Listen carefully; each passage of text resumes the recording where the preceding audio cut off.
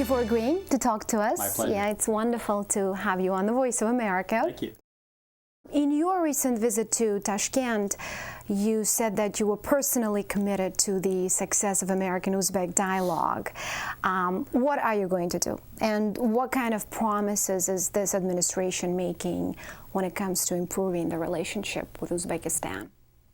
Well, the Obama administration has made a commitment to establish annual bilateral consultations with our friends in Uzbekistan and with other countries in Central Asia. And the purpose of those consultations is really to try to, first of all, to elevate our dialogue and to make it more regular, and to try to achieve sort of systematic progress across the board on the full range of our issues. Well, some critics here in Washington and some back in the region say that despite the official claims that the United States has a multi-dimensional strategy to Central Asia, the relationships appear to be more like bilateral. What is your assessment? How would you define the current level of engagement with the Uzbek government, for example, or with the country as a whole? Well, as I said earlier, we hope to try to elevate the level of engagement. You saw that with the visit earlier this year of Undersecretary Burns, my recent visit to Uzbekistan. And we want to have regular consultations with them on the full range of our issues.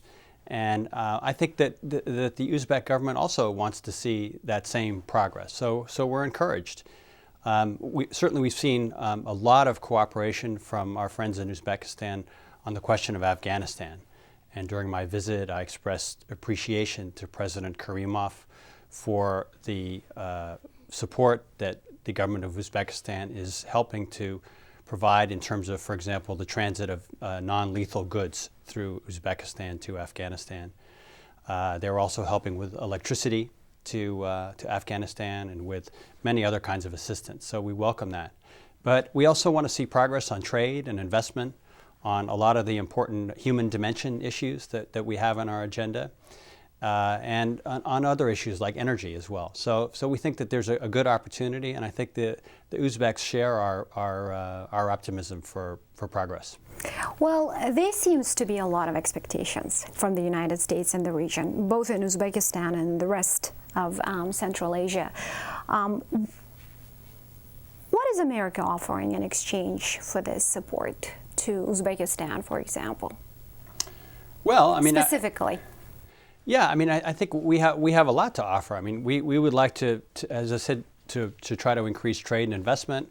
We'd like to do more in terms of exchanges with these countries. We'd like to provide more in terms of educational opportunities for students from Uzbekistan and from other parts of Central Asia.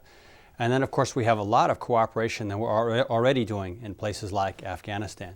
So we think that there's a lot that we can do, and this will be based on mutual interests and mutual respect, and will be very transparent to countries like China and to Russia, so that they have nothing to fear as well from this.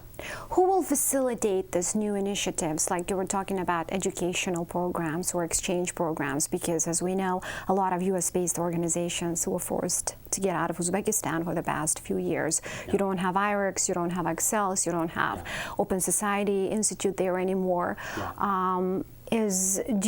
In your view, is the Uzbek government willing to have them back, or to create conditions for those kind of organizations to work in the country again? Well, that's a very good question, and those are the kind of things that we'll be exploring in these annual meetings that we have. So we hope to have a meeting either later this year or early next year that would be either in Washington or in Uzbekistan. We're waiting to hear back from our friends in the government about that.